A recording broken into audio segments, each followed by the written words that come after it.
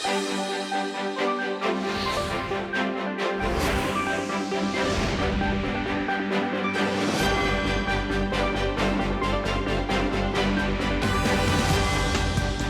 February 1st here in Seoul, and I'm Kim Dami. We begin with these stories making the headlines at this hour.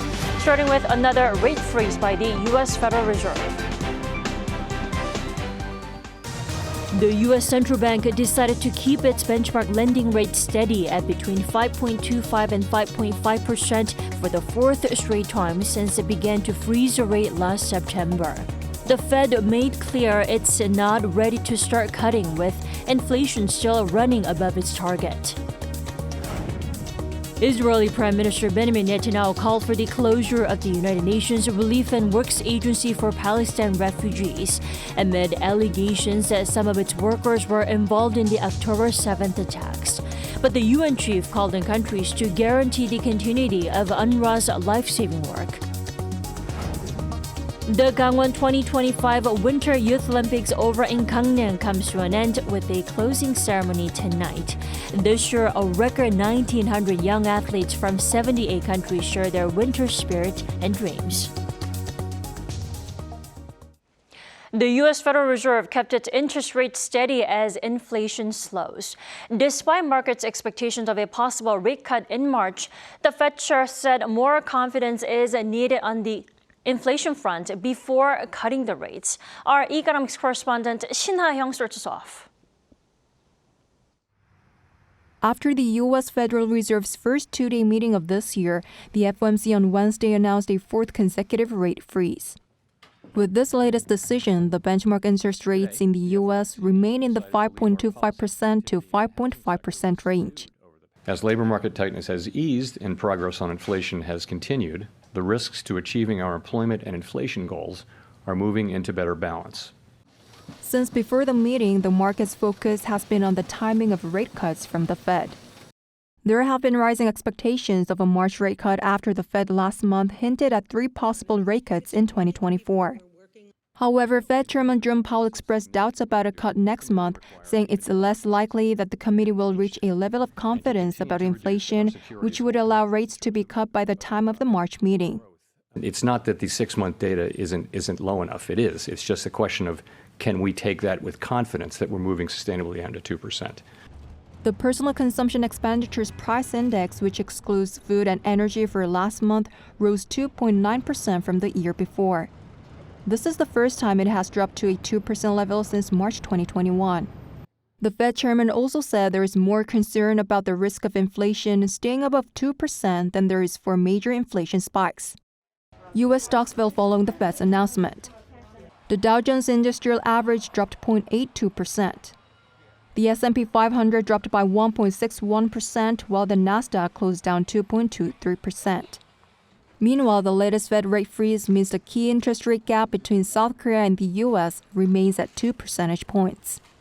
Shin Ha-hyung, Arirang News. North Korea is the only illogical region in the world, says South Korea's commander-in-chief. And ahead of the April general elections in South Korea, he says the North will interfere in all sorts of ways. Our defense correspondent Choi Min-jung reports. South Korean President Yoon Suk-yeol has labeled the North Korean regime as the only irrational group in the world that has legalized the preemptive use of nuclear weapons. The remarks came as Yoon on Wednesday presided over the annual Integrated Defense meeting at the Blue House. 상식적인 정권이라면 핵을 포기하고 주민들이 살 길을 찾겠지만 북한 정권은 오로지 세습 전체주의 정권 유지를 위해 물불을 가리지 않고 있습니다. Yoon also believes North Korea may attempt to interfere with the April general election in South Korea, as he noted that the regime has, quote, worked tirelessly to bring down South Korea's liberal democratic system for the past 70 years. 올해도 접경지 도발, 무인기 침투, 가짜 뉴스, 사이버 공격, 후방 교란 등 선거 개입을 위한 여러 도발이 예상되고 있습니다. The meeting took place amid heightened tensions on the Korean peninsula following a series of missile provocations by North Korea. It brought together around 170 people from the government, military, police, and the National Intelligence Service, with civilians also taking part for the very first time. President Yoon called for strengthened cooperation in defense among all parts of society as the attendees discussed ways to respond to potential North Korean threats. Yoon echoed the sentiment later in the day in a meeting with key military commanders. He stressed the importance of liberal democracy and called on soldiers to be mentally armed with a clear view of the country and its security. The president said the military should be prepared to crush North Korea's provocations through an overwhelming response. Choi Min-dong, Arirang News. Israeli Prime Minister Benjamin Netanyahu is insisting that the UN Palestinian Refugee Agency must be terminated, following Israel's accusation that some members were involved in the October 7 attacks. But the UN chief called on countries to continue contributing to the agency, citing the dire humanitarian situation over in Gaza. Lee Seung-jae has more. Israeli Prime Minister Benjamin Netanyahu on Wednesday called for the UN Palestinian Refugee Agency to be shut down, saying that a number of its officials were involved in the October 7th attacks. And I think it's time that the international community and the UN itself understand that UNRWA's mission has to end. However, the Israeli Prime Minister called for other UN agencies and other aid agencies to replace UNRWA in order to solve problems in Gaza properly. Despite reports of UN Palestinian Refugee Agency's officials taking part in the October 7th attacks, UN Chief Antonio Guterres called on countries to continue to contribute to the agency, calling it the backbone of the humanitarian response in Gaza. Guterres stressed the inhumane conditions faced by Gaza's 2.2 million people. The comments come as a number of donor countries, including the agency's biggest donor, the United States, halted their contributions. Meanwhile, U.S. National Security Advisor Jake Sullivan and top Israeli official Ron Dermer held talks in Washington on Wednesday.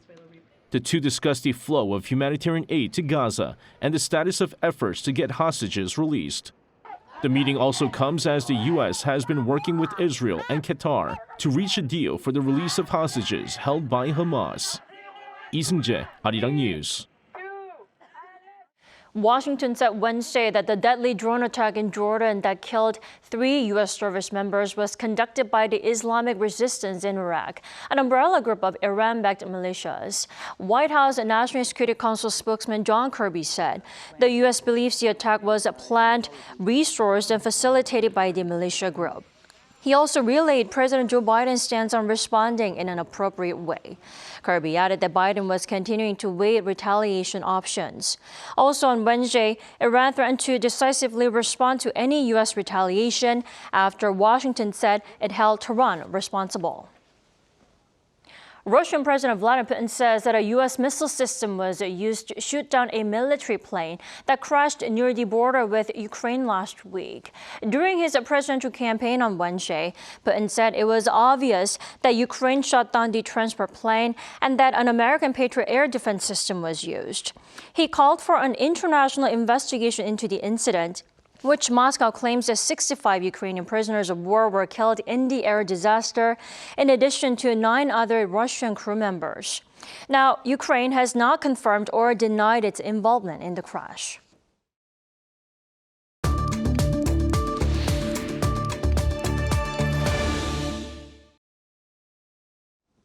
The past 2 weeks have been a dream for nearly 1,900 young athletes participating at the Gangwon 2024 Winter Youth Olympics. We recap on that winter spirit and this edition's highlights with sports writer Yoo Ji-ho this morning. Welcome back.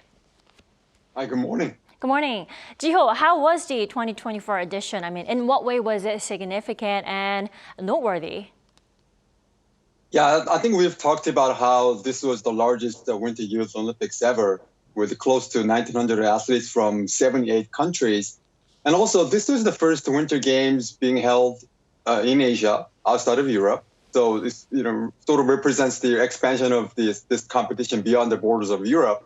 And also at the same time, this is the first Youth Olympics winter version to be held in the same region or same area as the Senior Olympics within such a short period of time. Only 6 years ago, the Pyeongchang Winter Games took place in the same Gangwon province, and many of the same facilities were being used for Gangwon 2024. So obviously it brought back a lot of memories for spectators in the region or from across the country.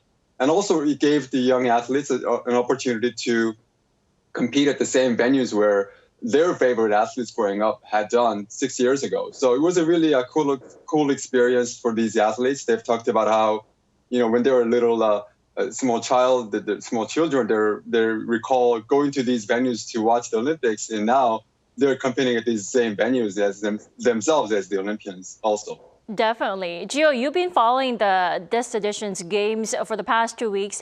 How successful would you say Gangwon 2024 was? I mean, did it draw as many spectators and attention? What do you think?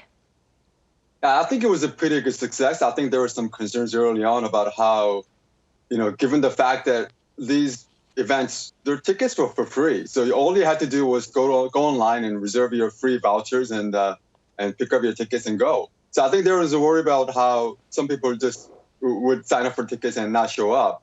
But I don't think, I think those concerns were alleviated just after a few days into the competition. We saw some of the earlier skating events drawing big crowds, and later on, figure skating events drawing huge crowds. There are pictures going around of people, hundreds of thousands of people lining outside these arenas and looking to get into these venues. And also, the weather didn't exactly cooperate early on, but I think the weather got improved as the competition wore on. So some of these outdoor events like skiing or even sliding events also drew pretty good crowds. So I think overall, despite some early concerns, I think this is a really good success. Definitely. I have to remind our viewers there were 7 sports and 15 disciplines at this year's event.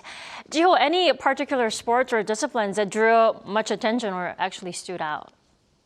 I think among Korean winter sports fans, skating events will also always be very popular. Short track, talking about oval speed skating, and of course the figure skating. But there are also some events that you can only see in the youth version of the Olympic Games, namely a 3-on-3 hockey tournament, being played on a smaller ice surface with different lines drawn on the within the arena. So I think that generated a lot of excitement for people seeing it for the first time.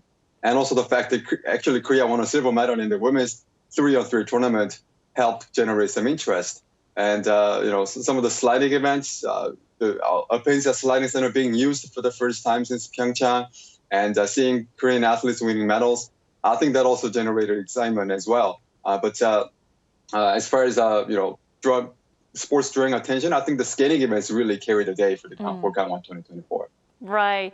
Well, the youth competition was not a medal race, but still, I'm sure it was a great opportunity to discover new young athletes and their talents, right?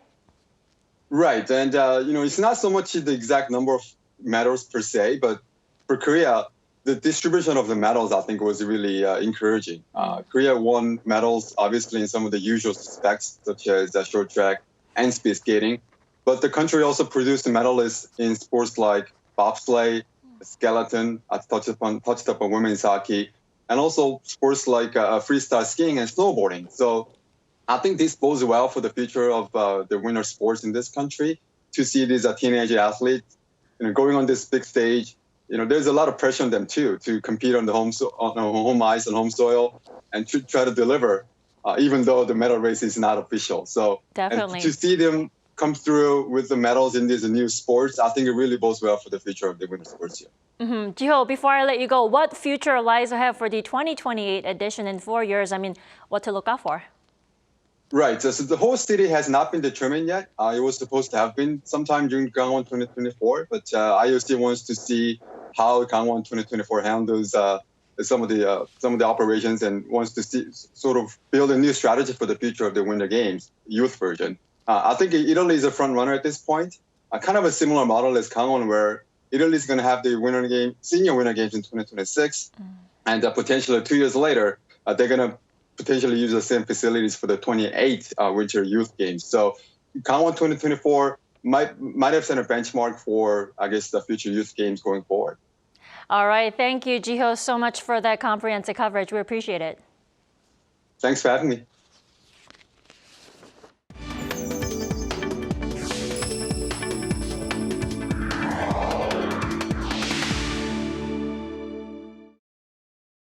And there were more than the young athletes and their winter spirit behind the success of the Winter Youth Olympics. Here's our correspondent Song Yoo-jin with her exclusive interview with Olympic gold medalist Jin Jong-oh, the co-president of the Games Organizing Committee. 안녕하세요. 반갑습니다. 2024 강원 동계 청소년올림픽 공동조직위원장 진종호입니다. 반갑습니다. As a four-time Olympic gold medalist, Jin Jong-oh is an Olympic legend. He was the first athlete to win gold in 3 consecutive Olympic shooting events, having done so from 2008 to 2016. Nowadays, he has a different kind of target, leading the Gangwon 2024 organizing committee alongside former speed skater Lee Sang-hwa. When I competed in the Olympics as an athlete, I just received the services, food and beverages that were provided. In this role, I tried to listen to the athletes, take into account their preferences and needs. Even before announcing his retirement last December, Jin was already involved in sports administration. He completed his master's degree in physical education and is pursuing his PhD. He also served as a director for the Korean Sports and Olympic Committee. As an athlete, I only knew how to compete, but didn't know how the competitions were organized. Working on my degree, I learned about the importance of helping to ensure that the athletes and referees can do their jobs without any disruptions. Throughout the games, Jin had no time to spare, checking on athletes, competition venues, and the staff. He especially expressed deep gratitude toward the volunteers.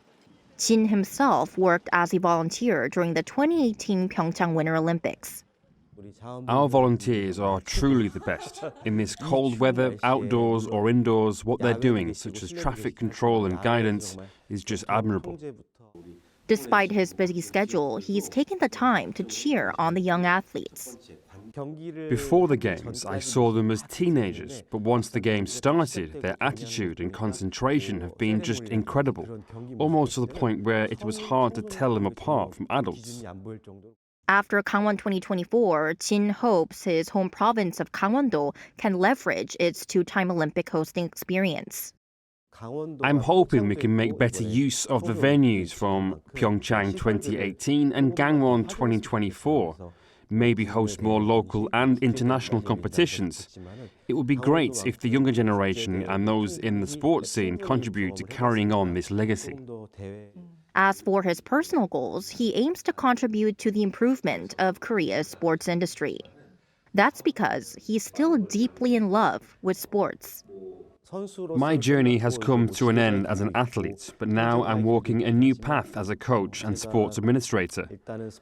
I've lived the life of an athlete, so I want to be someone who continues to love and support athletes until the very end. With Gangwon 2024 nearing its end, this is his message for everyone involved. Thanks to you, Gangwon 2024 has shown how South Korea truly loves and is dedicated to sports. To the athletes, this is the beginning of your journey, a stage for you to dream. I hope you enjoy the games to the fullest and share your love for sports with the world. 여러분들이 주인공입니다. 여러분들이. 송유진, 아리랑 뉴스, 강릉.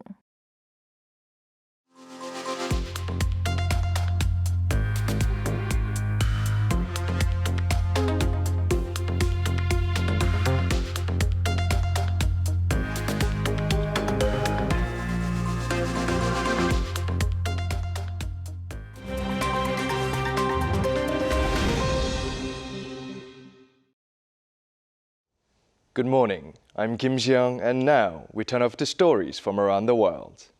We begin today in the US, where Meta CEO Mark Zuckerberg apologized to families of young victims affected by social media use at a Senate Judiciary Committee hearing on Wednesday.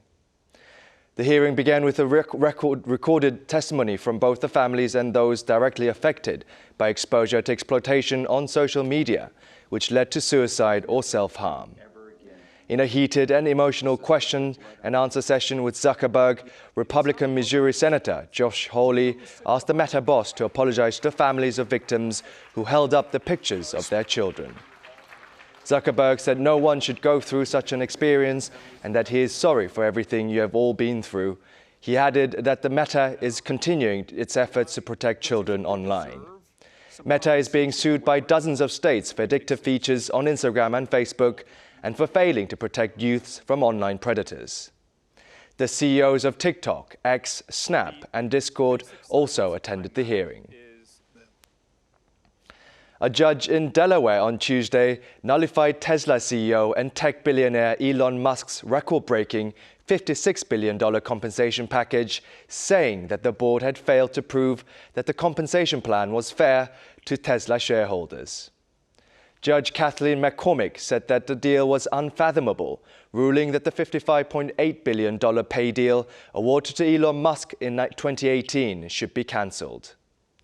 In a lawsuit filed by Tesla shareholder Richard Tornetta, it was claimed that Elon Musk was being overpaid and that shareholders were not given adequate information on how easily the CEO's performance targets could be met. The 2018 compensation package was the biggest ever in US corporate history, pushing Elon Musk onto the top of the world's wealth list. Malaysia's Sultan Ibrahim Iskandar of the southern state of Johor was sworn in as the country's new king on Wednesday. Sultan Ibrahim took his oath of office in a ceremony witnessed by Prime Minister Anwar Ibrahim, cabinet members, and other members of the royal family at the National Palace in Kuala Lumpur.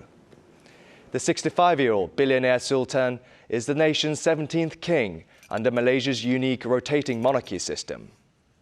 9 ethnic Malay state rulers have taken turns as king for 5-year terms since Malaysia's independence from Britain in 1957, in what is believed to be the only such system in the world. While the king's role has been largely ceremonial, as a protector of Islam and Malay tradition, the new king, Sultan Ibrahim, has said that he was not keen on becoming a puppet king, saying that he is with the over 30 million people of Malaysia and not the politicians. Sultan Ibrahim Iskandar has an estimated net worth of over $5 billion from an extensive business empire ranging from real estate to telecoms and power plants. Now to a long-thought-lost portrait of Austrian painter Gustav Klimt, which recently surfaced after 100 years. One of Klimt's last works, the portrait of Fräulein Lisa, is expected to fetch as much as $86 million at an auction in Vienna later this year. The managing director of the Im Kinski auction house called the reappearance of the artwork a world sensation. The current owner says they've had the painting since the 1960s. The painting will go under the hammer at the end of April.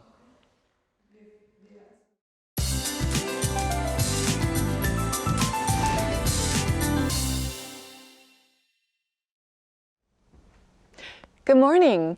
The new month kicks off with dusty conditions. Incheon is under an ultra-fine dust advisory this morning.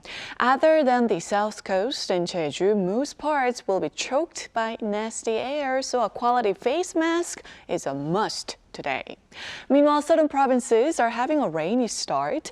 Rain should let up in the morning, while Jeju Island will see on and off rain through Saturday. What most concerning in terms of weather today is snow in eastern regions.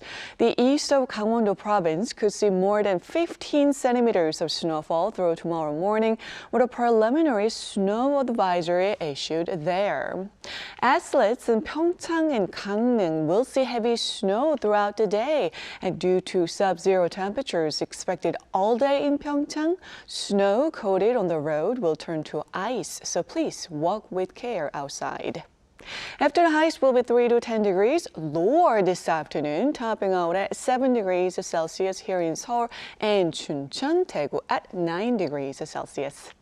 That's Korea for you, and here's a look at the international weather conditions.